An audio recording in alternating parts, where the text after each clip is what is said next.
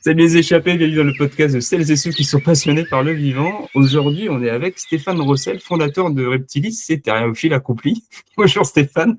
Salut Greg, comment tu vas? Merci beaucoup. Bah ça va super, ça va super. Désolé, j'ai bafouillé au début, c'est pour ça qu'on rigole. Merci beaucoup pour ton temps. Et pour ceux qui te connaissent pas, tu vois, j'ai dit au début Thériophile accompli, mais toi, tu as une passion qui est pas encore très commune, qui est la thériophilie. Tu peux nous en Ouais. parler un petit peu? Eh ben écoute, oui, moi je suis tombé dedans quand j'étais tout petit, c'est la terrariophilie. Donc c'est en fin de compte le fait d'aimer les reptiles au sens large, reptiles, amphibiens, évidemment, je synthétise toujours, mais c'est voilà, c'est tous ces animaux-là qui me passionnent depuis que j'ai 15 ans. Et j'en ai 56 aujourd'hui, donc tu vois, ça commence à compter. Et j'en ai fait mon métier. Alors, je suis capacitaire depuis 95, mais je travaillais déjà en animalerie spécialisée avant. Donc, pareil, ça commence à faire quelques années. Carrément une quarantaine d'années dans la passion, au tout Voilà, début, c'est quoi. ça, c'est ça, c'est ça. Donc, j'ai pu participer à voir une partie de l'évolution de la maintenance, de l'élevage de reptiles. Donc, tu as vu pas mal d'évolutions dans toute cette maintenance, justement? C'est énorme tout ce qui se passait avant, ce qui se passe aujourd'hui. Il y a eu un gros boom qui a été très bénéfique pour notre passion. C'est que les industriels ont commencé à voir qu'il y avait un marché et donc ils ont commencé à construire, fabriquer du matériel pour la terrariophilie, c'est-à-dire des terrariums, des sources de chaleur, les UV. Moi, quand j'ai commencé, on chauffait avec des ampoules dans un pot céramique, tu vois. Ah oui, ouais. C'est une autre époque. Ouais, ça y allait, quoi. À la limite pour les poussins, mais pas pas Voilà, pour les reptiles, quoi. c'est ça, c'était un peu un autre monde, mais on n'avait pas Internet. Ça, aujourd'hui, tu dis ça à des jeunes, ils ne comprennent pas. Donc, les contacts étaient compliqués, trouver une bourse, enfin, tout était compliqué, mais tellement, c'était aussi ça la passion. C'est-à-dire qu'on était obligé de se démener, de rencontrer des gens physiquement ou par téléphone. Enfin, c'était vraiment une autre terrariophilie par rapport à celle d'aujourd'hui. Elle n'était pas meilleure, elle n'était pas pire, elle était différente tout simplement. Et toi, du coup, tu disais que tu étais passionné de thérophile depuis tes 15 ans, c'est ça? Ouais, c'est ça, ouais, ouais, en fin de compte, j'ai eu de la chance que, alors mes parents n'avaient pas d'animaux et mon père n'était pas spécialement fan, mais il m'a toujours dit, je te laisse faire ce que tu veux à condition que tu t'occupes bien de tes animaux. Donc Ok. j'ai eu quand même une certaine liberté pour avoir mes premiers reptiles. Et en fin de compte, tout est une question de circonstances. J'ai fait une école de commerce, enfin, c'était un BEP commerce-vente à Mm. l'époque. Et j'avais donc des stages à faire et je l'ai fait dans une animalerie où ils avaient déjà des reptiles. Donc, dès mes 15 ans et demi, 16 ans, j'ai baigné dans cet environnement-là et j'ai pu avoir grâce à ça plein de contacts qui m'ont permis d'en avoir plus ou de rencontrer des gens. Enfin, c'est vraiment ce qui a démarré ma passion. Ouais, il y avait déjà une certaine niche de passionnés à l'époque. Oui, il y avait déjà énormément de passionnés. Alors, c'était un peu plus marginalisé qu'aujourd'hui, Mm. toujours pour une question de manque d'information, manque de diffusion. C'était vraiment quelque chose de très, comment on dit, confidentiel. D'accord. Ok. Alors, encore une fois, j'habite dans le nord de la France, on est proche de la Belgique, et la Belgique était très forte en terrariophilie à l'époque. Ils avaient beaucoup de magasins spécialisés. Donc ça, c'était déjà un gros avantage. J'avais 2 magasins à moins de 30 minutes de chez moi, ce qui était vraiment bien. Mais quand je te dis des magasins spécialisés, vraiment, ouais, c'était top. Mm. Et il y avait aussi une autre rencontre qui a été importante dans ma vie, c'est le club du CATFA à Béthune. Donc c'est D'accord. le cercle aquariophilie terrariophile Flandre-Artois, où j'ai démarré vers l'âge de 16 ans à être adhérent. Et donc, pareil, j'ai rencontré des gens passionnés. Il y avait des petites informations, des petites réunions. On a fait des déplacements ensemble. Et tous ces petites rencontres mis bout à bout ont fait qu'aujourd'hui, j'ai créé Reptilis et j'ai pu après voler de mes propres ailes. Donc, tu vois, tu disais que à l'époque, réussir à avoir des informations, c'était un petit peu niché. Donc, peut-être une personne qui avait réussi d'une telle manière à maintenir une espèce ou peut-être des fois la reproduire, hein, le fameux le Saint Graal, donner ses petits tips. Mais du coup, à l'époque, tu faisais vraiment comment pour avoir des informations fiables? Alors, peut-être des bouquins qui commençaient à sortir, peut-être des articles scientifiques et encore, Ouais, parler il anglais, y quoi. avait vraiment pas grand-chose. Alors, encore une fois, grâce à ces boutiques spécialisées belges, ils avaient un peu de bibliographie américaine. Et donc, on arrivait plus ou moins à trouver des informations. Mon anglais était catastrophique. Il n'est pas toujours aussi, il n'est pas non plus excellent aujourd'hui, mais je me débrouille mieux. Puis aujourd'hui, tu as tous les outils pour, mais à l'époque, c'était compliqué. Mais grâce à ma passion, j'ai dû me mettre un peu à l'anglais, apprendre des choses. Et après, c'est la grosse différence par rapport à aujourd'hui, je trouve, c'est qu'on était obligé de réfléchir, d'observer plus qu'aujourd'hui. Aujourd'hui, une personne veut démarrer, elle va sur le net, elle tape le nom, elle a toutes les informations, bonnes ou mauvaises, mais elle a de quoi vraiment commencer sans aucune expérience. Mais nous, à l'époque, il fallait vraiment avoir de la passion, de la curiosité, et il fallait être débrouillard. Hmm, Ça, c'est la grosse différence, si je dois donner une différence entre la terrariophilie que j'ai connue quand j'ai démarré et aujourd'hui. d'accord. Ouais, c'était le fait d'aller vraiment aller au bout pour aller chercher l'information et pas C'est ça. comme aujourd'hui, en 3 secondes, on peut avoir tout et n'importe quoi. C'est ça, Et l'envie était pas la même, quoi. tout à fait, Ouais. tout à fait. Et toi, du coup, donc là, t'as 15 ans, t'es passionné, tu bosses dans une animalerie. Alors, L'aventure reptile, elle a pas commencé là tout de non, non, suite, elle n'a non? pas commencé tout de suite parce que après mon BEP, j'ai fait un bac pro Mmh. et j'ai continué à avoir des animaux à la maison. À un moment, de toute façon, j'avais un lit et des terrariums tout autour. Autant dire que c'était terrible. Et ma pauvre maman, c'est elle qui. Moi, j'étais pensionnaire les 2 dernières années et c'est elle qui s'en occupait.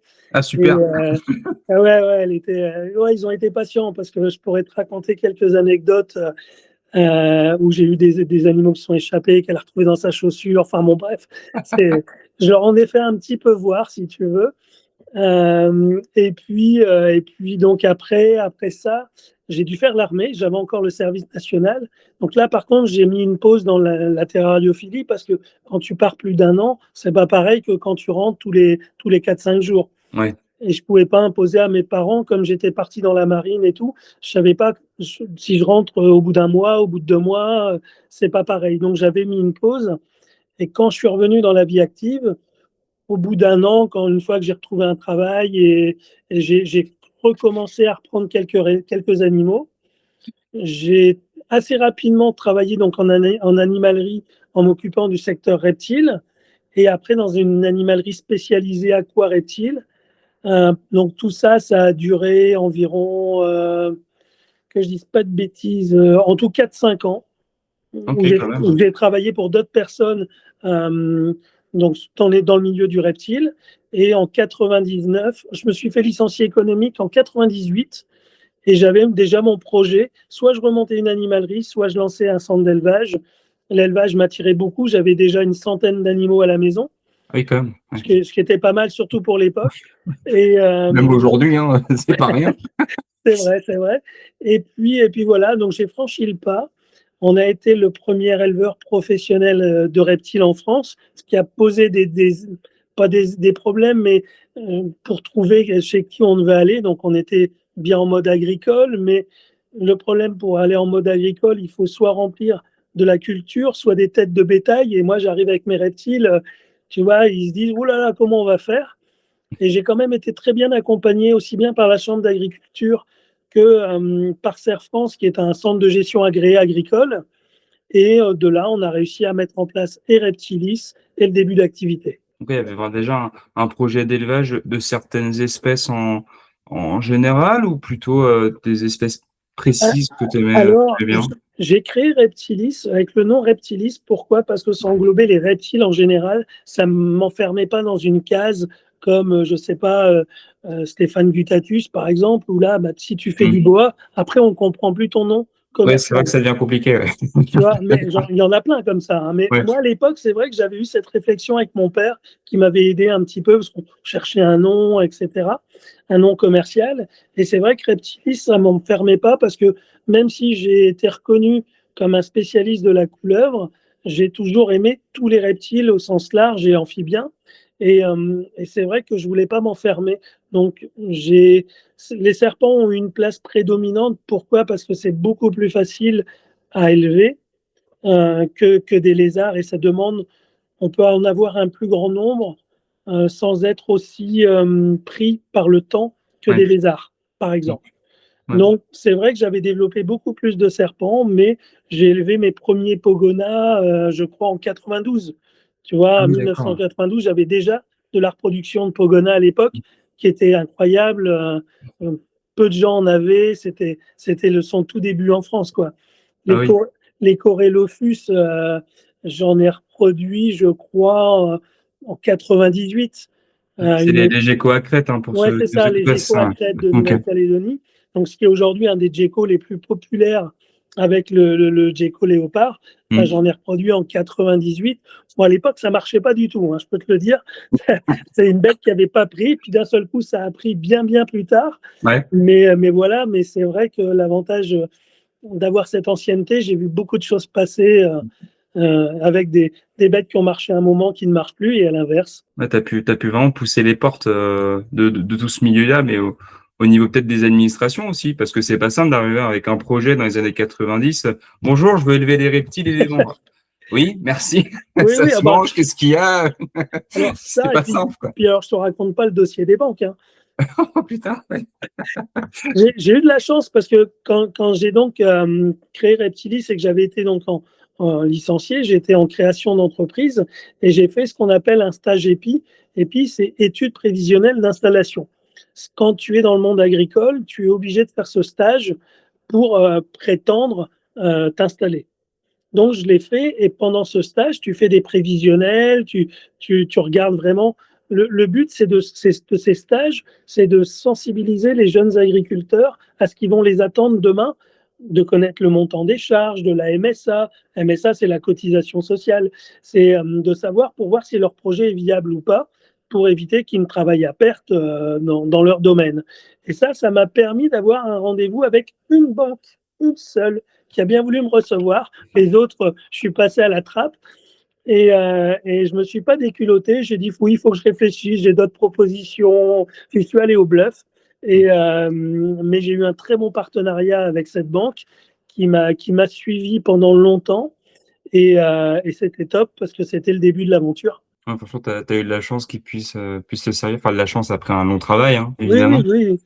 Oui, mais quelque part, c'est une chance parce que ça a été une question de personne. Les banques, en fin de compte, maintenant, avec presque 27 ans d'ancienneté, je me rends compte que c'est qu'une question de personne. Et là, Ouais. la banque qui m'a suivi au départ, c'est la personne qui a accepté de me rencontrer quand je lui ai transmis mon dossier. Alors, elle me l'a avoué après. Au départ, elle a dit, c'est quoi ce truc? Bon, je vais le recevoir quand même. Et puis, sorti de la discussion, il m'a dit, ton profil était intéressant. Mm. Mais j'avais des réponses, j'ai eu aussi de l'aide. Tu vois, par exemple, ils m'ont dit une question vraie et qui est toujours d'actualité. On ne met pas en doute votre savoir pour produire des animaux, mais est-ce qu'il y a un vrai débouché commercial? Mm. Parce que c'est une question de gain côté des banques, hein. C'est un C'est crédit ça. à rembourser, c'est pas simple, quoi. Bah, exactement. Et la question était pertinente, donc je leur avais dit, bah oui, il y a aujourd'hui, il y a autant de grossistes, ils font comme ci, ils font comme ça. Et j'ai eu, notamment, je ne suis pas le seul, mais les autres sont plus aujourd'hui là, mais il y avait Karim Dawes de la ferme qui m'avait fait un courrier en disant que mon projet était plus qu'intéressant et que lui, il était prêt à travailler avec nous parce que on faisait de la production française et que ça, pour lui, c'était important. Mm. Et tu vois, j'avais 4-5 courriers comme ça, deux professionnels qui se disaient prêts à travailler avec moi. Et ça aussi, ça rassure un peu les banques. Ouais, ça faisait gain de cause pour justement dire qu'il y avait déjà un écosystème français en C'est ça. plus qui existait et en plus peut-être de par la proximité avec la Belgique. Alors je sais pas comment ça se passe même aujourd'hui, mais tu peux très bien produire, enfin, reproduire plutôt, produire, c'est bien, Oui, reproduire des animaux en France et les vendre en Belgique. bien sûr. En plus quand tu es à 30 minutes, bah, c'est super Oui, quoi. oui, bah on Oui. peut. Dans toute l'Europe, même plus. Mais après, quand tu dépasses l'Europe, ça demande donc des papiers différents. Et donc là on est en 99 Ouais, et ton dossier à la banque il est accepté pour Reptilis, donc le centre d'élevage. c'est Victoire. ça. Victoire. Je peux te dire que je l'ai fêté ce jour-là. Ouais. Et après, donc c'est le début d'une nouvelle aventure Oui, où justement, qu'est-ce que tu fais en premier? je construis mes locaux parce que Ouais. figure-toi que j'ai déménagé pour ça. Je voulais absolument trouver une maison avec un bâtiment pour être vraiment à côté. Donc j'ai repris c'est un ancien négociant de pommes de terre qui avait sa maison et son bâtiment agricole qui était là. Mais j'avais 4 murs et un toit. La seule chose que j'avais fait faire à l'époque, c'est la dalle de béton parce que c'était un sol en dur, enfin en terre battue. Donc ça, j'ai fait faire couler une dalle et puis après, j'ai commencé à dire, avant d'être éleveur, il va falloir bricoler. Donc j'ai fait la maçonnerie, j'ai refait de l'électricité, mais ça, j'ai été accompagné parce que c'est un peu les tableaux électriques, etc. C'est autre chose, mais Mhm. j'ai fait le manœuvre pour ça et j'ai construit tout le bâtiment, alors pas en une fois, parce qu'au départ, j'ai un bâtiment qui fait 500 mètres carrés Ah, quand même, et ouais. on l'a construit morceau par morceau, parce qu'au départ, je m'étais dit, bah, avec 100 mètres carrés, j'ai largement assez. Et puis, ben non, au fur et à mesure qu'on a grandi, et on a fini. Au final, on utilise tout. Donc aujourd'hui, ton bâtiment d'élevage, il fait combien de mètres carrés là? Bah, il fait 500 mètres carrés. Ah d'accord, je croyais que tu Ouais. avais Ah encore. non, non, non, on a Ouais. agrandi. C'est qu'au départ, je pensais que 100 mètres carrés de pièces d'élevage m'aurait suffi. Et petit à petit, bah, les 100 mètres, 150 mètres, 200 mètres. Puis après, on a fait l'étage et on a rempli l'étage aussi. Mm. Donc, donc là, il y a encore quelques années, tout est plein. Aujourd'hui, on a diminué un petit peu le volume parce qu'il y a eu la boutique entre deux. Oui. La boutique, c'est encore un autre métier, une autre directive. Donc, on est en train de se réadapter un petit peu pour répondre aux deux structures. Ouais, bah moi, ça te fait du foncier et avoir des mètres carrés pas vides, mais du moins que tu vas pouvoir grappiller à droite à gauche, ça te permet de un peu tout réorganiser Tout à fait. à ta guise, quoi. C'est ce qu'on est en train de faire. Ok. Et donc là, tu parlais du shop, mais du coup, la Ouais. première étape, ça a été l'élevage. Ah oui, ça a Et été ensuite, tu l'élevage. as lancé le shop quelques temps après. Comment ça se passe? Oh, quelques temps après, non, parce qu'il n'y a que 5 ans de shop. Donc, tu vois, Ah bah ouais, ouais. 99, 2021. Non, alors il y a eu toute une histoire, évidemment, on en reviendra.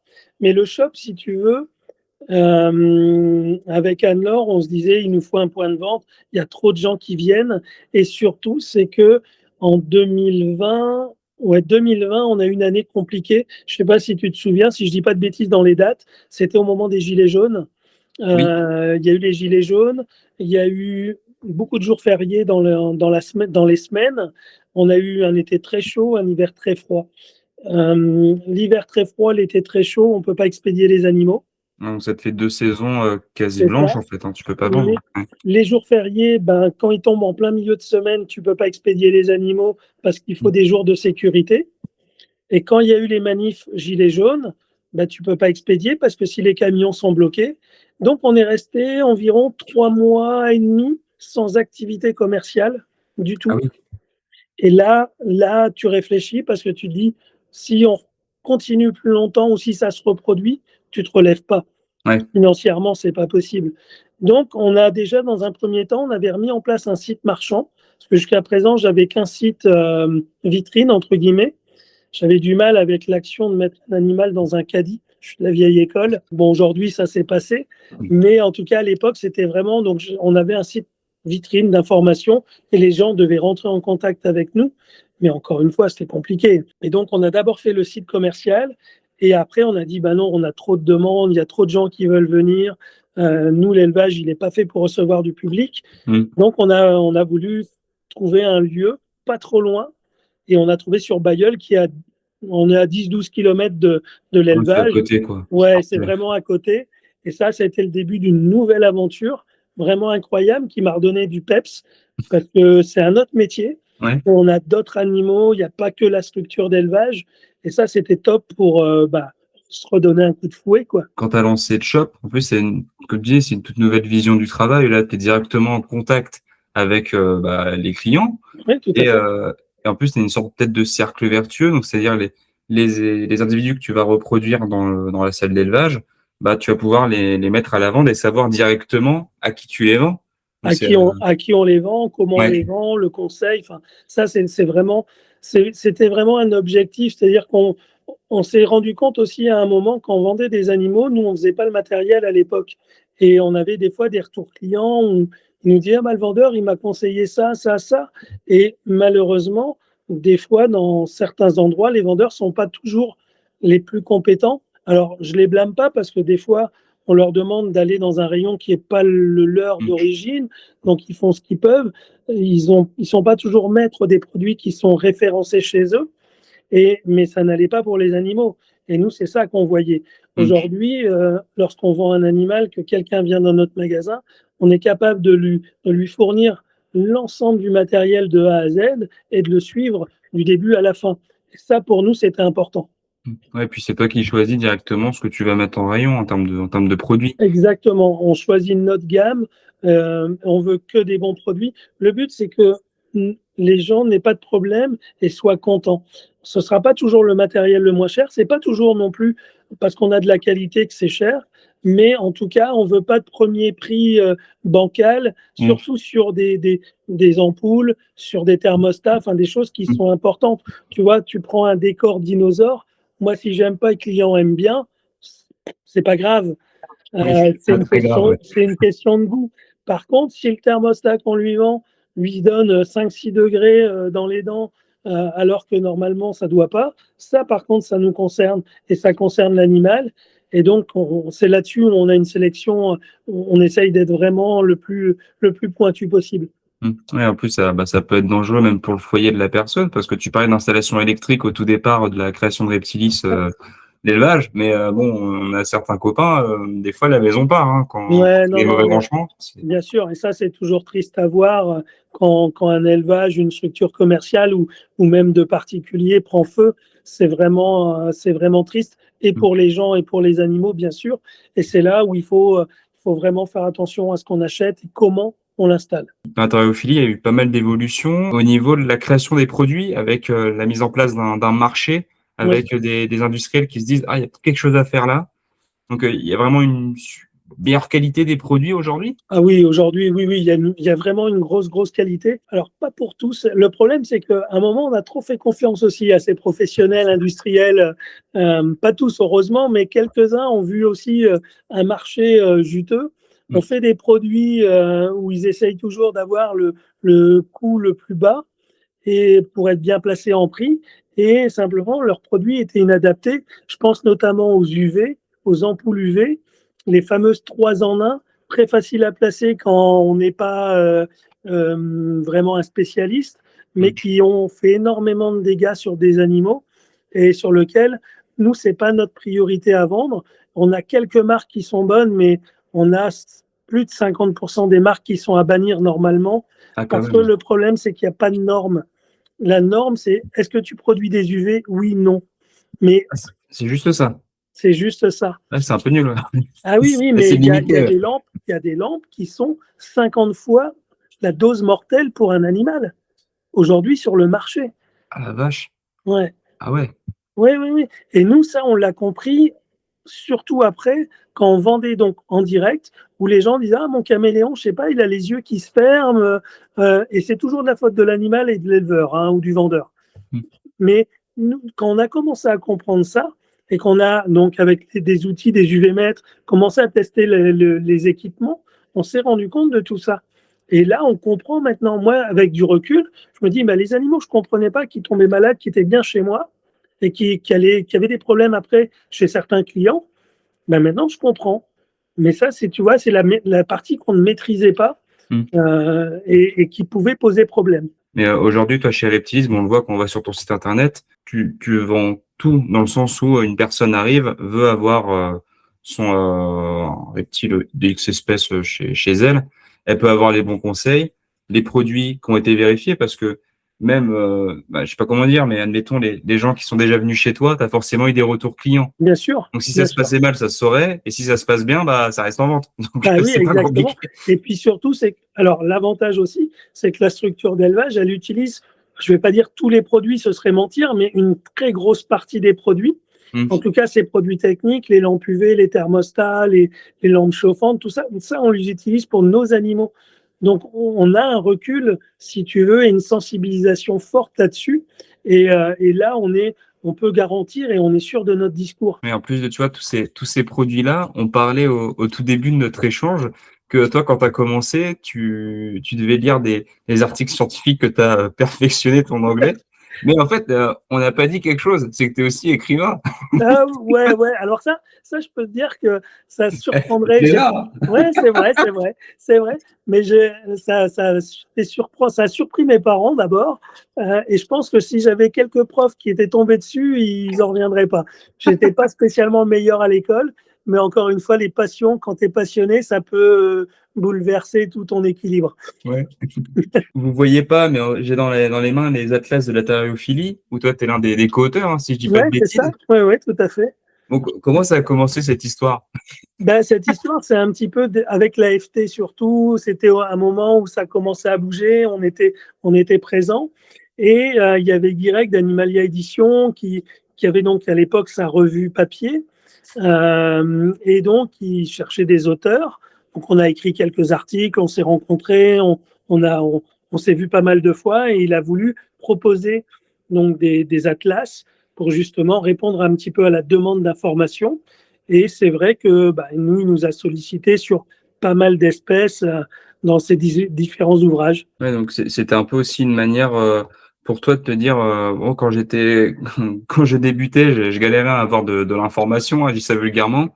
Mais aujourd'hui, bah, je permets à d'autres de l'avoir via un livre. Alors, il y a peut-être pas toutes les infos, mais c'est déjà une bonne porte d'entrée et Ouais, des sources fiables, quoi. oui, exactement. C'est vraiment l'intérêt parce que moi, ce que j'ai toujours trouvé dommage quand tu as des passionnés, des fois, c'est que certains veulent garder les informations pour eux parce qu'ils ont réussi un truc, ils veulent pas que ça se sache, parce qu'ils ont mis du temps, etc. Et je peux le comprendre. Et dans un autre sens, je trouve que c'est dommage parce que bah, ça ne fait pas avancer la passion ou l'espèce. Et aujourd'hui, toute bonne information est importante. Donc, bah, le fait d'écrire des articles ou un livre, bah, ça me permettait de transmettre les informations que j'avais pu observer ou les résultats que j'ai pu avoir sur la reproduction de certaines espèces. Ça a été un challenge pour toi d'écrire ce livre? Ouais, ouais, ouais, franchement, genre, j'adore le concept. L'écriture, l'écriture, c'était compliqué parce qu'il fallait que je me pose. J'avais tout mon boulot de l'élevage. À l'époque, je crois, quand j'ai écrit l'Atlas terrariophilie, on n'était que deux à l'élevage. Donc, avec, je sais pas, on avait 400-500 reproducteurs et 1500 bébés, tu vois. Enfin, les journées, elles étaient bien chargées, hein. Ah Donc, ouais, ouais, ouais, ouais, je suis un dingue de boulot. Et, je vois ça. et donc, il fallait en plus prendre du temps pour écrire, chose qui ne me plaisait pas plus que ça dans le fait de le faire. J'étais content de l'avoir fait. Et après, d'ailleurs, j'ai renchaîné. Il y avait eu avant des petits bouquins avec Philippe Gérard aussi, dans des plus petits formats de poche. Et on avait fait après le Serpent des Blés, pareil Mmh. avec Animalia Édition, où là, ça a été un travail de longue haleine parce que j'ai voulu donner mes propres résultats sur une année complète de reproduction et non pas se servir de faire des synthèses sur d'autres livres qui avaient été écrits aux États-Unis ou ailleurs. Donc ça a été D'accord. un vrai travail qui m'a pris beaucoup de temps, sur lequel j'ai pris beaucoup de plaisir. Mais voilà, je suis pas le plus grand scolaire du monde et encore aujourd'hui. Non, mais au moins, tu as réussi à faire le boulot, il est bien fait. Oui, Parce que bah, franchement, ça se lit, je dis pas ça pour vous l'acheter spécialement, hein, mais ça se lit bien, quoi. ouais, et puis surtout si vous en trouvez aujourd'hui, achetez-les parce que malheureusement, bah, tout le numérique a pris pas sur le papier. Animalia Édition a fermé Ah, ses d'accord. portes et donc aujourd'hui, bah, on le trouve encore chez quelques personnes qui en ont ou des gens qui revendent. Donc ça devient collector, quoi. Ah oui, d'accord, je pensais pas, parce que je l'avais eu sur Cultura, je crois, si je dis pas de Ouais, bah, problème, on ils arrive à ont le peut-être trouver. encore, ils ont encore un peu de stock, mais il y a plus Ouais. ce sera plus réédité en tout cas. Après, Euh, peut-être les joies du numérique aussi, oui, où bah, oui, oui, non, mais lier des après, articles, on peut trouver des trucs, mais bien sûr, non, non, mais c'est ce que je dis, tout n'est pas négatif et dans le numérique et dans le papier ouais. et vice versa. Donc, Ouais, c'est quand même plus sympa les livres. ah bah c'est sûr que dans une bibliothèque, c'est mieux que du numérique. Bah ouais, c'est sûr. Tu es chef d'entreprise, gestionnaire de X centaines de reproducteurs et de petits bébés. Ouais, Et en plus de ça, tu vends physiquement dans une boutique en tant que bah, commerçant, quoi. ouais. Tu dors bien? Bah, je dors bien. Oui, oui, je dors bien. Ça fait des bonnes journées. Autant te Ouais. dire que des fois, le soir, on est bien fatigué. J'avais une ancienne employée qui m'avait dit une chose. Elle dit, de toute façon, Stéphane, toi, quand tu as fini un projet, si tu n'en commences pas un autre, tu t'emmerdes. Et tout à fait bien, elle m'avait bien cerné. Ouais. Donc aujourd'hui, tes journées, elles se rythment comment? T'es plutôt partie shop, plutôt partie Alors, élevage, un peu de deux? je fais un peu les deux. En règle générale, le matin, je suis à l'élevage parce que bah, c'est vraiment à côté de mon domicile, donc j'ai 10 mètres à faire. Donc, Oui, tu c'est vrai vois, que c'est vraiment agréable. Donc, je gère un petit peu les différents soigneurs, les différents postes, les actualités importantes. Donc, tout ça, c'est en gros ma matinée. Et l'après-midi, maintenant, je suis au shop pour faire mon boulot de vendeur hmm. et d'accompagner également au magasin. Et qu'est-ce qui diffère vraiment entre les deux façons de faire dans ta journée? C'est deux approches différentes. Ici, à l'élevage, en tant que chef d'entreprise, je vais gérer un petit peu tous les problèmes, des problèmes d'autres. Alors, je suis pas seul. Il y a Anne-Laure qui m'accompagne depuis 8 ans maintenant. Et elle fait un énorme boulot parce que c'est vrai qu'on parle souvent de moi, mais je suis pas tout seul. Et Hmm. aussi, j'ai le reste de l'équipe, bien sûr, mais j'ai Anne-Laure qui m'épaule énormément. Mais donc, il faut traiter les urgences, les problèmes. Des fois, c'est trouver des nouveaux produits, mais trouver des nouveaux animaux. Donc tout ça, ça prend énormément de temps. Vous êtes gérer l'élevage, gérer la période de reproduction, les différents animaux qui peuvent partir, ceux qui restent, ceux qui posent problème. Et l'après-midi, j'arrive dans un autre monde. J'arrive dans une boutique où j'ai un soigneur qui aura fait l'entretien le matin des animaux. Théo, qui est mon deuxième salarié à la boutique, lui va gérer tout ce qui est site internet. Et ça lui prend maintenant de plus en plus de temps. Ouais, Et on est donc disponible pour les gens qui viennent nous voir en boutique. d'accord. Et tu vois peut-être dans les différents clients qui peuvent venir te voir à la boutique, euh, finalement, les mœurs sont un petit peu changées dans le sens où peut-être dans les débuts des années 2000, fin 90, c'était peut-être, le mot va être fort, mais un peu antisocial, entre guillemets, d'avoir un serpent chez soi, donc regarder un peu de travers. Bon, je te rassure, hein, j'ai deux, trois terrariums derrière. Quand je dis qu'il y a un serpent chez moi, c'est quoi? Mais c'est pas non, c'est plus aussi mal vu, entre guillemets. Ça devient relativement commun, mais Oui, toujours curieux. oui, c'est ça. C'est-à-dire puis nous, on le voit vraiment à la boutique.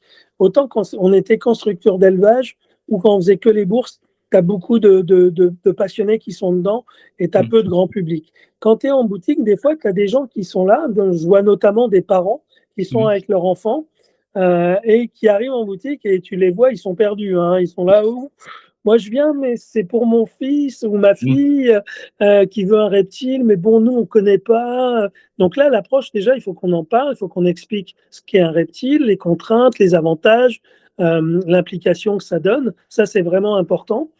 Et à partir de là, on franchit ou pas un pas en fonction des parents. Et on a eu des fois bah, des parents, en fin de compte, c'est eux qui ont racheté après un reptile Ah parce que bon? ça leur a plu, parce qu'ils ont trouvé ça curieux. Et Mm. on a plusieurs personnes comme ça ces dernières années où ils sont venus parce que leur enfant a demandé. Et aujourd'hui, c'est eux qui ont des reptiles. Ouais, il y a eu un gros Comme quoi, travail pédagogique. ouais, c'est ça, mais comme quoi ça change vraiment. Et c'est vrai, comme tu disais, moi je me souviens avant le dicton, c'était vivons heureux, vivons cachés. Mm, Aujourd'hui, je dis pas que tout le monde s'étale parce qu'il y a encore des a priori, mais moins. Mais c'est là où après, on a aussi, et ça c'est l'évolution énorme entre les années 80 et aujourd'hui, où on doit être très respectueux des animaux, de leur bien-être, parce qu'on est très attaqué par donc des animalistes qui sont contre la détention d'animaux. Et c'est à nous de montrer qu'on est sérieux. Malheureusement, on l'a vu ces derniers temps, il y a de l'actualité qui ne va pas jouer dans notre faveur quand on retrouve un caïman noyé dans le canal ou oui. là, comme là dernièrement, un naja qui est en liberté quelque part. C'est pas top pour nous. Alors, le problème, c'est que ça, c'est toujours des marginaux qui de toute façon ne se mettront jamais en règle, mais ça ne dessert pas les gens qui aiment cette passion et Mm. qui les font dans les règles. Ouais, et puis le pire, c'est que ça fait souvent les gros titres, mais pas dans le bon sens, Pas quoi. dans le bon sens. Ben, de Mm. toute façon, tu sais, moi je l'ai vu, on a on est régulièrement sollicité pour des interviews. On en refuse énormément parce que ce que les médias, la plupart du temps veulent, c'est du sensationnel. Et Mm. nous, on n'est pas là pour faire du sensationnel.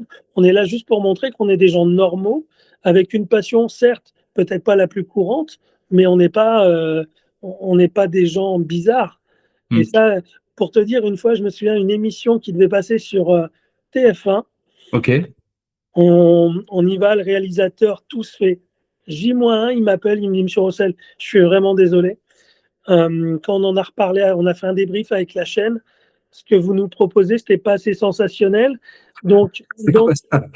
et tu sais, le sujet qu'ils ont voulu faire à la place, C'est quoi? ils ont été voir un gars qui faisait des massages avec un python molure sur les gens. Mais, Ça, c'était ok. mieux pour leur émission. Enfin, c'était pas le réalisateur, c'est la chaîne qui Oui, avait dit, ouais, c'est les ouais, producteurs. ouais, ouais, c'est Ok. ça. Ah, c'est dingue. Bon, Ouais, bah, ça me rappelle une anecdote qui, je pense, on la ressort souvent quand les personnes connaissent pas trop. J'ai le chat qui m'embête. Voilà. Les personnes connaissent pas trop le milieu reptile, où souvent ils sortent cette histoire du boa qui se met à côté d'une dame ah oui, oui. pour en manger, alors qu'en fait ça vient d'un livre érotique des années 80, le truc. Et en plus, jamais un boa ou n'importe quelle espèce dans la nature va se mettre à côté de sa proie et se dire attends, est-ce que t'es assez gros, je peux te manger? Enfin, Ouais, c'est ça. personne ferait ça, Ouais, mais tu la mangeras jamais, quoi. ça fait partie des légendes urbaines que tu n'arriveras jamais, jamais à défaire. Tu auras beau l'expliquer, tu auras beau te faire des vidéos. Et ça revient. Alors, des fois, tu n'en entends pas parler pendant 6, 8 mois, puis tu sais pas pourquoi, d'un seul coup, tout le monde t'en parle. Alors, c'est vrai, c'est vrai. Ben non, c'est pas vrai. C'est un truc de fou, hein, mais il y a plein de choses comme ça, ou même une fois j'étais à une conférence de Françoise Sercollet, qui est une herpétologue, et elle expliquait, oui, encore des gens qui croient que les vipères, elles sont balancées par hélicoptère Oui, dans des ah oui, champs oui. pour éliminer les rongeurs. Je dis, mais Ça, pourquoi on fait ça? ça pourrait presque être un projet écologiste. Oui, à la limite, ouais. Mais oui, oui, ben ça, je l'ai entendu. Bah, déjà dans les années 80, 90, c'était des choses qu'on entendait, hein. Mm. C'est absolument incroyable. Et donc toi, Ouais. tu arrives quand même à démocratiser tout ça? Oui, on a vraiment fait un gros pas. Ben, c'est un ensemble de choses. Tu vois, on parlait tout à l'heure du numérique contre le papier, mais l'avantage du numérique, on a aussi une petite chaîne YouTube où on fait des petites vidéos, on fait des tutos, et notre travail au quotidien dans différents supports, soit en physique, en présentiel quand les gens viennent, ou par des formations. Et on arrive à expliquer aux gens et à enlever ce côté mystique qu'on peut avoir, et on arrive à démocratiser. Et ça, c'est un ensemble de choses. C'est le matériel, la diversité proposée aujourd'hui, elle est incroyable. Euh, et donc, on arrive à démocratiser ça. Et au plus les générations à venir vont arriver, sauf séisme écologique, on va encore améliorer la chose, parce que aujourd'hui, les jeunes côtoient les animaux, où ça, ils connaissent qu'il y a des reptiles et ça leur pose pas de problème. Il y a moins d'œillères. Alors, c'est pas que nos parents ou nos grands-parents avaient des œillères, mais on est une religion chrétienne où le serpent c'est le mal. On Mm. est une région enfin un pays où il y en a pas tant que ça, et donc il y avait une méconnaissance. Et quand on connaît pas, on a peur. Ouais, c'est sûr. Mm. Et aujourd'hui, on est en train de montrer, tous à notre échelle, qu'en réalité, il ne faut pas avoir peur de ces animaux-là. Ils sont là depuis tout le temps, et on est là aussi pour s'en occuper, quoi. Ouais, du coup, tu contribues à ça, bah, de plein de manières, à travers bah, le shop, ou alors plutôt de manière individuelle, ou quand les gens viennent en groupe aussi aux formations de découverte de reptiles que tu proposes bah, depuis récemment. Oui, avec Sarah, oui. Ouais. Et toi, t'es quand même une entreprise assez moderne, ou enfin, je dis toi, mais c'est toi et ton équipe, hein. Oui, Je oui, vais bien plutôt sûr. dire Reptilis, où bah, tu fais aussi les speed deals, si je Oui, prononce bien, c'est ça. quelque chose de très moderne, quoi. Les lives directement, enfin, c'est dans l'air du temps. T'es Ben, présent en bourse, enfin, tu fais plein de choses, quoi. oui, ben, on essaye, parce que, enfin, je veux dire, quand tu es passionné, il faut être dynamique. Il le faut aussi pour des questions commerciales, hein, faut pas se le cacher, mais il n'y a pas que ça, parce que si c'était commercial, je ferais une autre branche. C'est Je vrai veux que le dire, vivant, c'est jamais. Ce qui rapproche le plus. C'est le plus ingrat. Moi, j'ai eu la chance d'aller chez Tracy Barker, qui est VPI aux États-Unis. C'est une éleveuse qui est plus vieille que moi, donc voilà. Elle est très implantée aux États-Unis, même si aujourd'hui ils font beaucoup moins de choses. Elle me disait, Stéphane, si tu veux gagner 1 million, eh ben, t'en dépenses 2 dans les reptiles. C'est vrai qu'on a eu plein de projets qui n'ont pas abouti. C'est comme ça, mais c'est la passion avant tout. Et j'aime ce côté dynamique parce que c'est ma façon d'être. J'aime bien, je suis comme ça. Je suis quelqu'un d'assez jovial et j'aime bien partager. Et surtout, c'est que les clients sont contents.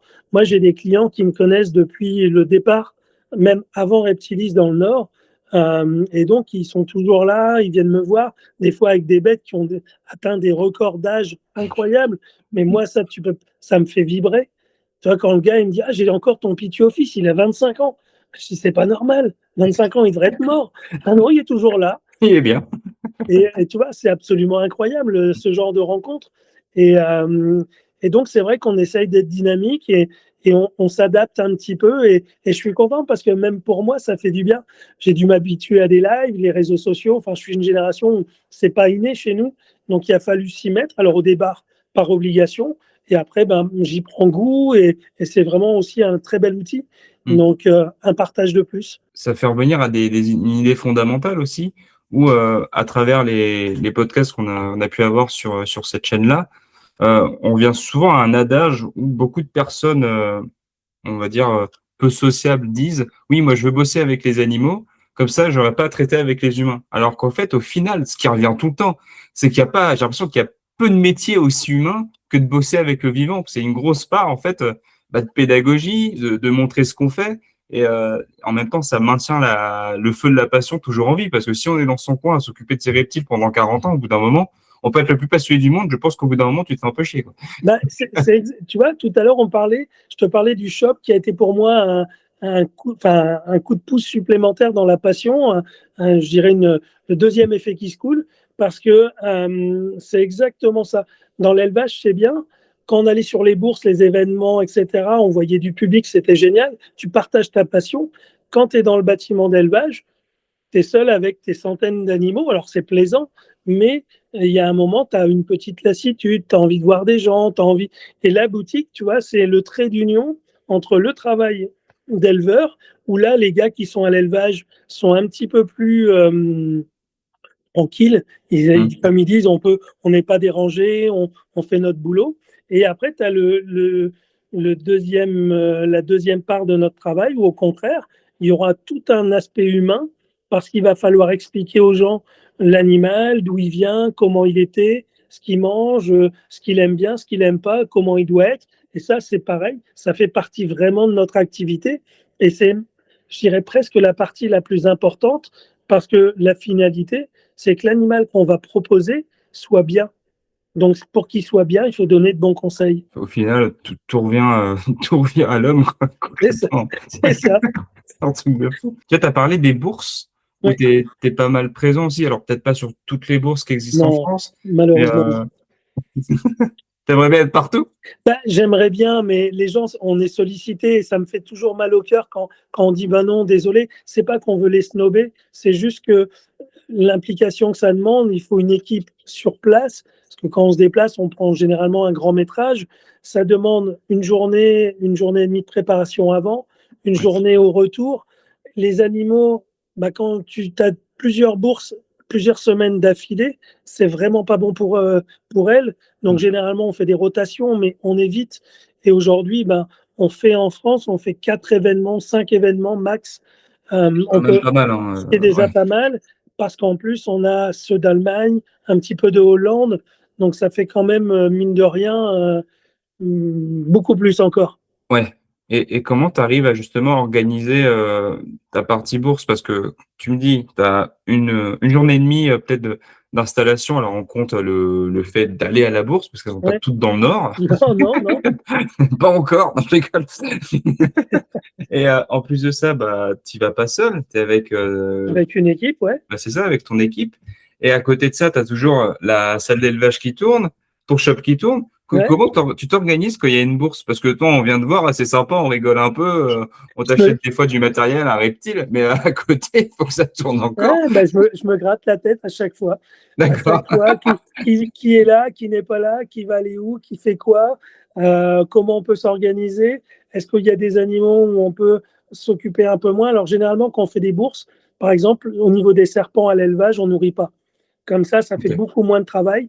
Le principal, c'est l'eau, c'est le plus important pour les animaux, donc ça, on déroge pas. Et pour les serpents, la semaine où il y a un salon, on nourrit pas parce que sinon c'est ingérable. Ouais. Ouais, puis Donc ça fait beaucoup. tu vois, ça nécessite des petits ajustements qui font que on va réussir à aller dans tous les domaines.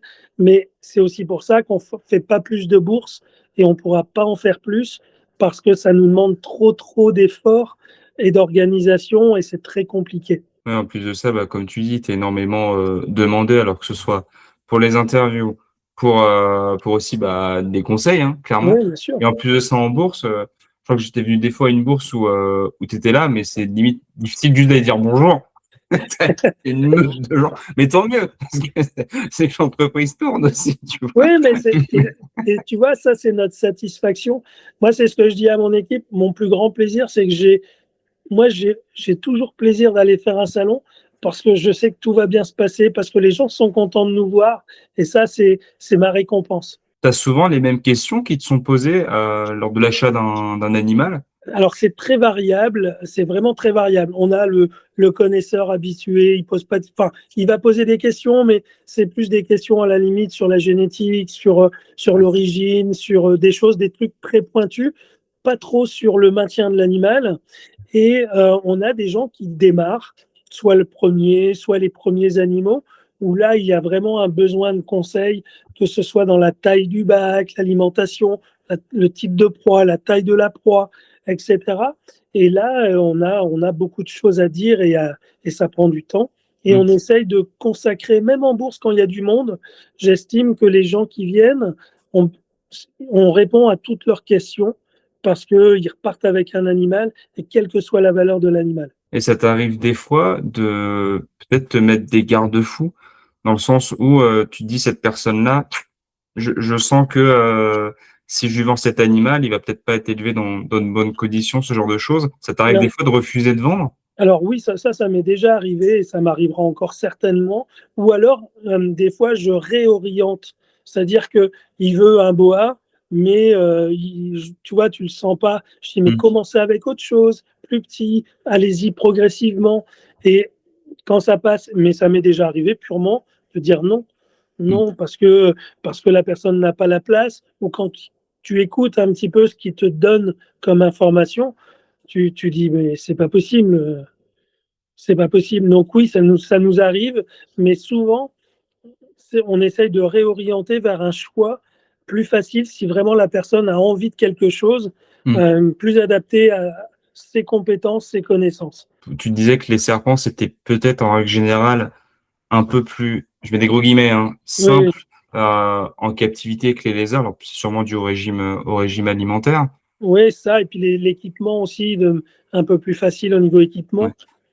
Puis c'est une passion qui est quand même assez coûteuse, en fait, la tharéophilie pour les personnes. Alors, oui et non. Ce qui coûte cher au départ, c'est l'équipement. Ouais. L'équipement coûte très cher et ça, souvent, les gens, et malheureusement, certains professionnels le minimisent pour pouvoir vendre l'animal. Nous, on préfère ne pas vendre un animal si la personne ne prend pas l'équipement nécessaire. Et, euh, et c'est vrai que ça a un coût.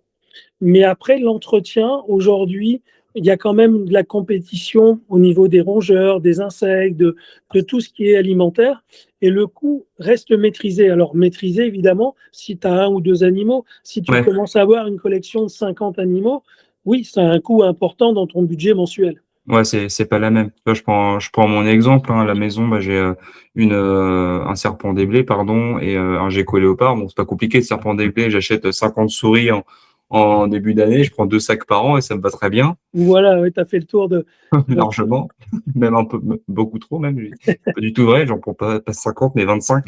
Et pour le gecko, bah, les insectes qui sont élevés directement. où il y a un régime alimentaire varié. Mais c'est vrai, comme tu dis, dès on est sur des tailles d'animaux, on en a plein, plein, plein, Ben oui, ça devient compliqué de maintenir le cheptel, hein, c'est si je ça, peux c'est dire. ça. Et c'est vrai que là, nous, on essaye de sensibiliser les gens, tu vois. Même pour, moi, je suis passionné d'hydrosaures, j'adore ça. On a des bébés nés en captivité, soit de chez nous, soit de chez Martin, un ami. Et mais c'est une bête qui devient grande. C'est le plus grand agame qui existe. Et ben, on le dit aux gens. Et c'est vrai qu'on en vend moins, mais au Mm. moins, moi, tu vois, le soir, je peux me coucher. J'ai fait mon métier. J'ai pas vendu mon agame, c'est pas grave. Il partira demain chez quelqu'un, mais on a vendu beaucoup. Et beaucoup de personnes nous montrent leurs installations. Et ça, c'est un truc de fou. Parce qu'il y a quelque chose qu'Anne-Laure a fait il n'y a pas longtemps. Et c'est vrai qu'on voit très peu. La plupart du temps, on voit les commentaires de gens qui sont déçus, peuvent être mécontents d'une vente d'un animal, Mm. quel que soit l'endroit où ils les ont pris, hein. Mais on montre très peu les gens qui font des installations de fou, qui dépensent de l'argent, qui dépensent du temps, qui sont vraiment accros à leurs animaux. Et Anna avait fait un petit post là-dessus et elle garde en mémoire tous les messages des gens qui nous montrent leurs. Mais il y a des gens, ils ont fait des installations, mais tu te rends même pas compte des trucs, c'est incroyable, incroyable. Donc ça aussi, c'est des choses qui nous motivent à continuer à aller plus loin. Mm. Ouais, puis souvent, on a peut-être un petit peu trop envie de regarder le mal partout, alors qu'en fait, 90% des cas, ça se passe très bien, en fait, hein. Mais c'est ça, c'est ça. Et le problème, c'est que les 10%, c'est ce qui va planer autour de, on va dire, de la terrariophilie, mais ça peut Mm. être aussi en aquario Un ou dans sujet, tous ouais. les sujets. Et en fin de compte, non, non, il y a 90% où les animaux sont très bien. Et même dedans, il y a des trucs complètement exceptionnels. Ouais, mais bon, souvent, c'est comme tu disais au début, hein, pour le Najak dans la nature ou le caïman qui a été sorti noyé d'une manière horrible, c'est ce qui va faire ressortir les gros titres et c'est ce qui va intéresser les gens, hein, tristement. Ouais, c'est ça. Et c'est vraiment le dommage. Mais aujourd'hui, la société est faite comme ça. Oui, avec son temps. C'est Mais, ça. mais pour revenir, tu vois, à la démocratisation de la terrariophilie, sur les réseaux sociaux, il y a de plus en plus de personnes qui en parlent, aussi une nouvelle génération qui arrive dans ce milieu-là.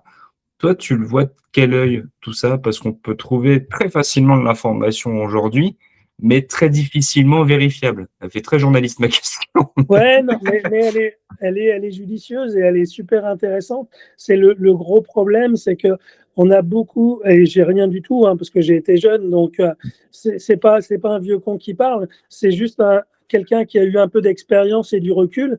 Et je le vois dans beaucoup de discussions quand on est avec des éleveurs, quel que soit l'âge, mais qui ont vraiment une vraie expérience avec du temps, pas sur un animal ou un couple.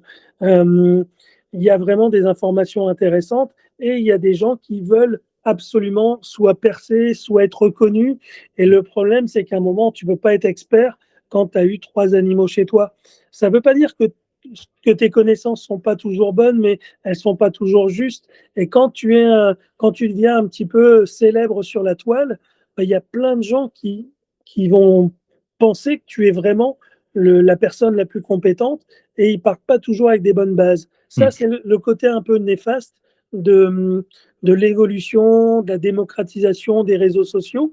Et à côté de ça, il y a également des jeunes youtubeurs ou des moins jeunes qui arrivent avec des choses bien posées, qui s'entourent bien et qui vont apporter du vrai bon contenu. Et ça, c'est vraiment top. Et voilà, il va falloir vivre avec son temps. Et c'est là où je pense que quand tu es débutant, ben, il faut se rapprocher des gens qui ont de l'expérience et avoir plusieurs avis pour voir si ça se regroupe. Ça, c'est, je pense, peut-être une démarche intéressante. Au final, prendre pas forcément l'avis général, mais l'avis de ceux qui savent. C'est ça. Nous, c'est ce qu'on dit aux clients parce que malheureusement, c'est comme ça aujourd'hui. On vend un animal, je sais pas, il s'acclimate pas, il va pas manger tout de suite, ou il y a un problème. Et souvent, leur réflexe, c'est d'aller sur les réseaux, dans un groupe de discussion Facebook, Mm. et dire, voilà, j'ai un problème, machin. Et là, ça commence à partir des informations dans tous les sens, des fois des insultes Mm. d'office parce que la personne n'a pas mis la bonne lampe ou n'a pas fait la bonne chose ou c'est le vendeur qui est mauvais. Mais non, moi, c'est ce que je dis aux gens. Vous nous achetez un animal, à nous ou à quelqu'un d'autre, peu importe. Contactez en premier le vendeur. C'est lui qui vous parlera le mieux de sa bête plutôt que de personnes sur un forum dont vous ne savez pas l'efficacité, l'intelligence, l'expérience. Et, euh, et souvent, les gens nous disent: ah ouais, vous aviez raison. Bah oui, bah oui. Ouais, c'est toute Mais une notion d'esprit critique à avoir, quoi, c'est aussi. ça, mais aujourd'hui, le réflexe, j'ai un souci, bah, je vais sur les réseaux et je vais poser ma question. Et le problème, c'est que dedans, ils tombent des fois sur des personnes bien qui donnent le bon conseil, mais souvent, parce que je les regarde beaucoup, souvent, je te jure, je m'arrache les cheveux, quoi. Je m'arrache les cheveux, je dis, c'est pas possible. Je veux pas intervenir parce qu'après, j'ai d'autres, tu vois, comme tu dis, beaucoup d'activités. Donc, quand je regarde des choses comme ça, je dis, si je rentre dans un débat, Ouais, c'est pas fini. Et en plus de ça, vu que ton nom est connu, si jamais, je sais pas, il y a une virgule qui est mal placée, une connerie, ça, ah bah ils vont oui, être là contents. Oh, regardez, oh, ouais, j'ai oui, donné oui, raison. c'est ça, c'est ça. Non, après, c'est dans tous les milieux, hein. Oui, ah oui, non, mais ça, c'est Les pas égos. lui. On veut avoir le C'est plus vrai, gros, le ouais, plus machin, tout le temps. ouais, Surtout chez les reptiles, d'ailleurs. ouais, ouais. Hein, on parlait de la démocratisation de la thériophilie pour le grand public et de sa modification au fur et à mesure des années. La thériophilie qui a évolué des années 2000 jusqu'à aujourd'hui. Mais du coup, elle est aussi représentée à travers des acteurs types comme des associations. Tu Oui, pourrais alors, peut-être nous en parler? ouais, vraiment, c'est vraiment important. Il y a plusieurs associations qui défendent les intérêts des amoureux d'animaux, notamment Unicab, mais il y a aussi ProNatura. Mais Unicab, nous, on y est très sensible. Et c'est des associations qui défendent nos intérêts, donc les intérêts des terrariophiles, mais des aquariophiles, je ne sais pas comment on dit pour les oiseaux, mais enfin de toutes les espèces d'animaux, sans restriction. Ils nous représentent en tant que comment au niveau du ministère lors de réunions d'information sur des évolutions de la loi. Et nous, notre souhait en tant que Reptilis, c'est de faire venir le plus de terrariophiles possible au sein de l'association. Ça coûte pas très cher, c'est 10 euros l'abonnement à l'année. Et vous avez des feuilles d'information, vous êtes tenu au courant de la législation.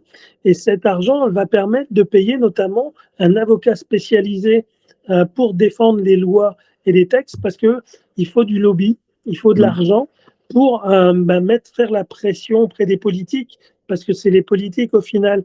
Et nos adversaires, ceux qui n'aiment pas ou qui ne comprennent pas notre passion, ont énormément d'argent en subvention, souvent avec des discours biaisés. Et nous, c'est important qu'on en ait. Unicap se bat. Tous les membres sont bénévoles. Le seul qui est rémunéré, et malgré qu'il fasse des efforts, c'est l'avocat. Et ils se déplacent à des réunions, ils font des téléconférences entre eux. Nous, on a juste, entre guillemets, aidé, participé de temps en temps. Mais voilà, mais moi, je tire mon chapeau à tous ces gens qui ont un dévouement sans faille pour notre passion. Et c'est vraiment important. On vous encourage à vous abonner, à vous adhérer, pardon, à cette association. Et avec Anne-Laure, on a même fait mieux. Vous dépensez 10 euros, vous nous montrez votre carte et vous avez 10% de remise sur n'importe quel achat sur notre site. Vraiment, le but, c'est de vous encourager et de grossir les rangs de ces associations. Et c'est ouvert à tous, du coup? C'est ouvert à tout le monde. D'accord. Ok. Donc, ça permet de mettre en exergue notre passion aux yeux des pouvoirs publics, en C'est fait. ça, exactement. Et c'est ce qu'on n'avait pas ou peu aujourd'hui, parce que malheureusement, il y a plein de petites associations, pareil, très dévouées, mais elles sont vraiment dans un cadre très local. Donc, elles peuvent être un contact local, mais jamais national. Mm. Et Unicam, notamment, c'est vraiment une antenne nationale qui participe vraiment au débat, aux avancements des projets sur la législation. Et c'est vraiment important pour notre passion demain. Est-ce qu'il y a des espèces avec lesquelles tu n'as peut-être pas encore bossé, qui te font envie? Alors oui, il y a pas mal d'espèces. Il y a notamment les bolénies, donc ce python indonésien vraiment fantastique, qui est vraiment incroyable. Ça, j'ai pas encore eu. À l'époque où c'était, je dirais, accessible, c'était pas une priorité parce que c'est un animal qui est très compliqué à reproduire. Et dans mes projets, j'ai privilégié quand même des choses qui étaient à portée de réussite. même si toutes n'ont pas été évidentes. Mais là, c'était vraiment Simalia boelleni, c'est vraiment quelque chose de compliqué. Et aujourd'hui, ça, c'est un projet qui me plairait. Il y a beaucoup de lézards que je n'ai pas encore fait, que j'aimerais faire. Et j'ai aussi ma vision qui a changé. C'est-à-dire qu'au début, j'ai voulu produire énormément. On avait un objectif avec mon adjoint, c'était de produire 10 000 serpents. On n'a jamais réussi à le faire. Ouais, On a fait, je crois que le plus qu'on avait fait une année, on s'était approché des 6500, ce qui était déjà énorme. ouais, à deux, Et c'est pas mal. Ouais. non, on était plus que deux, là, on Ah, était d'accord, quatre. ok. On était quatre. On était quatre. Pas Mais, non plus. mais c'est, ouais, ça reste quand même énorme. Le marché était différent par rapport à aujourd'hui. Donc voilà, on n'a jamais réussi et aujourd'hui, ça m'intéresse plus ça. De produire du volume, ça me fait plus rêver. C'était un rêve, tu sais, il n'y avait pas de prétention d'être le plus grand, le meilleur, le plus fort. C'était pas ça. C'était vraiment personnel. C'était un rêve personnel. T'imagines, les petits Français, on arrive à reproduire 10 000 animaux. C'était cool, quoi. Parce que Ouais. bah, on a quand même des contacts un petit peu dans le monde entier. Et j'avais notamment avec l'Angleterre qui était facile d'accès pour moi, plein de gens qui disaient mais nous on n'a pas ça chez nous, on n'a pas ça chez nous. Donc tu es tout fier, quoi, tu es content. Et c'était vraiment cool. Aujourd'hui, bon, je dirais que ça s'est passé. J'aime plus de la diversité des espèces où il y a un petit peu plus de challenge aussi, ou même s'il n'y a pas de challenge que je n'ai pas encore fait. Il y a des choses qui me plaisent, même sur des espèces faciles que j'ai pas encore fait ou pris le temps de faire ou pas beaucoup. Et donc, je suis en train de renouveler un petit peu plutôt dans cette option-là aujourd'hui. D'accord. Si je dis pas de conneries, les Simalia bonelli, c'est des pitons qui vivent en altitude, non, ça, C'est en ça, tout à Indonésie? fait. Ouais, D'accord. ouais. Ou pour les reproduire, il faut maintenir une certaine pression. Je crois j'avais lu ça quelque Ouais, part, alors, mais je suis pas sûr. Mais c'est une pression, c'est surtout de la température.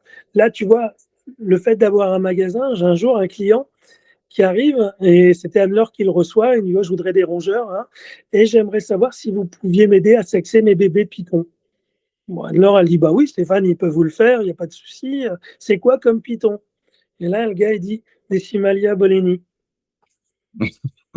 Elle vient nous voir, j'arrive tout de suite. elle fait, Stéphane, il y a un client qui demande si tu peux sexer ses pitons.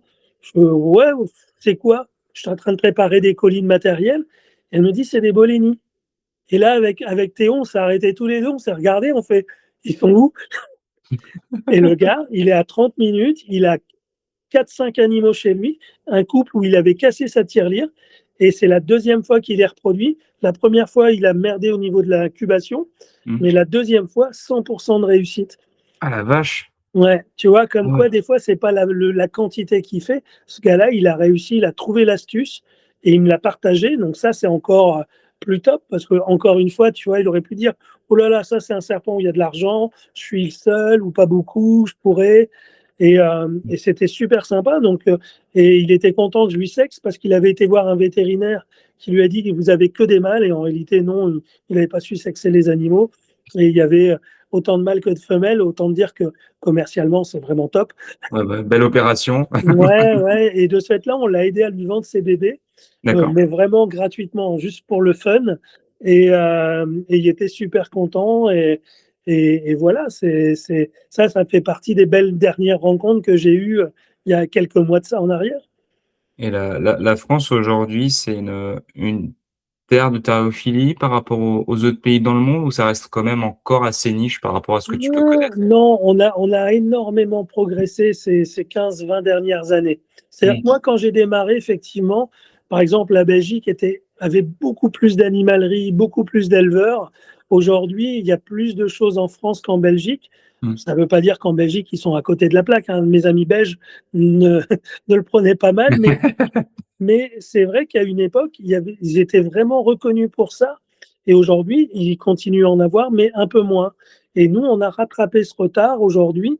Et donc, on a vraiment de très bons éleveurs, amateurs, professionnels, semi-pro, donc tous des passionnés en fin de compte. Et il y a encore pas mal de petits magasins spécialisés. Donc ça, c'est cool. Ok. Oh, c'est plutôt une bonne nouvelle alors pour Oui, la tharéophilie à venir, quoi, dans le pays, quoi. complètement, Ouais. complètement. Est-ce que toi, tu as différents projets avec Reptilis ou des actualités que tu aimerais nous partager? Sachant que là, on tourne le 22 mai. Ouais. Pour ceux qui nous écoutent, on ne sait pas encore quand ça va sortir, mais si jamais.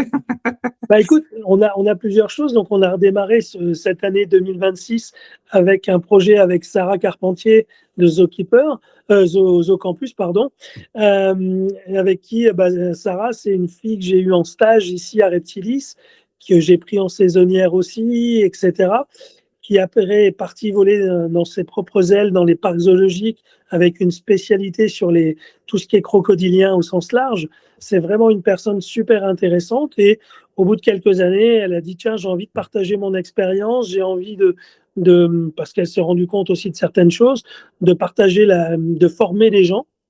Donc, on a lancé en collaboration des formations certificats de capacité avec elle. Donc, on a eu une première session en avril, on en aura une en juillet, je pense qu'il y en aura encore une en fin d'année. Les dates n'ont pas encore été fixées. Quelques animations magasins aussi pour des initiations découvertes, justement pour des gens qui ont envie, qui connaissent pas trop, mais qui ont envie d'avoir une approche pédagogue. Donc ça, on le fait avec elle. Donc ça, c'est un projet qui me tenait à cœur depuis longtemps, mais là, par contre, faute de temps, c'était compliqué à mettre en œuvre personnellement. Et quand on a revu Sarah il n'y a pas longtemps et qu'on a discuté ensemble, ça a un petit peu coulé de source. Et quand on a dit, ça me dirait, ah ouais, ça me dirait bien. Et on a commencé à mettre ça en place. Donc ça, c'est un des projets 2026. On agrandit le magasin de Bailleul encore un petit peu une quarantaine de mètres carrés pour développer le côté terrarium bioactif parce que ça, D'accord. c'est vraiment quelque chose qui nous tient à cœur au shop. On a évidemment la terrariophilie classique, mais on fait beaucoup, beaucoup de terrarium bioactif et on développe un pôle là-dessus qui va être pas mal. Donc on n'a pas de date précise. On commence les travaux début juin, mais voilà, il va nous falloir un peu de temps. Mais ça va être pour l'année 2026. Et voilà, donc, et après, on va continuer à faire ce qu'on sait faire en essayant de le faire au mieux. Ouais, ça fait déjà pas mal de choses, hein, quand même. Ouais, ça fait pas mal d'actualités. Et le bioactif, c'est quoi concrètement? Donc, Quelques mots? en fin de compte, ce sont des terrariums avec des substrats naturels, avec des détritivores. On va pouvoir y mettre des plantes. Donc, au départ, c'est beaucoup pour les dendrobates. Après, ça s'est un petit peu déplacé avec les lézards. Et aujourd'hui, on est capable de le faire pour les serpents aussi. Mais c'est D'accord. une toute autre approche que de la terrariophilie avec un substrat qu'on va changer régulièrement. Mais c'est aussi intéressant à faire et c'est vraiment quelque chose qui nous botte bien parce que moi je dis toujours aux gens aussi, quand vous avez un animal, il faut qu'il soit bien. Il a un chauffage, son point chaud, sa cachette, un bel éclairage, mais en même temps, il faut que ce soit beau pour les yeux aussi parce Mm. que vous allez à chaque fois passer devant son terrarium et un terrarium bien décoré, bien aménagé, eh ben, Plus sympa. c'est une belle pièce de vie, quoi. Mm. Et c'est vrai que les gens sont, en tout cas, dans notre clientèle, y est sensible. Et nous, ça nous plaît bien. Bah, merci beaucoup, en tout cas, pour toutes ces actualités. On peut les Ouais. retrouver directement sur ton site si jamais les gens Oui, sont intéressés pour s'inscrire aux différentes formations, par exemple. oui, complètement. Il y a, donc sur le site Reptilis, ils ont toutes les informations, que ce soit pour les formations, éventuellement les différents événements qu'on peut faire en bourse dans la France ou ailleurs. Il y a toute cette actualité et également sur les réseaux sociaux, Facebook, Instagram et un peu TikTok, même si c'est pas mon réseau le plus facile à gérer. Je te rassure, pareil. J'ai beau être jeune, je suis vite largué. Je comprends rien à ce truc. Et ils ont un algorithme très particulier. Ouais, c'est bizarre. Bah, merci beaucoup pour ton temps et pour ceux qui les écoutent, on mettra tout dans la description pour les petits listes. Eh ben, écoute, merci à toi pour cet entretien. C'est toujours plaisant. Je passe un très, très bon moment. Et puis, voilà, j'espère un de ces jours. Et quand tu veux, dans le Nord, tu es le bienvenu. Ah bah, je suis pas très loin en plus, donc avec plaisir. Jusqu'à 2 heures. Ça va.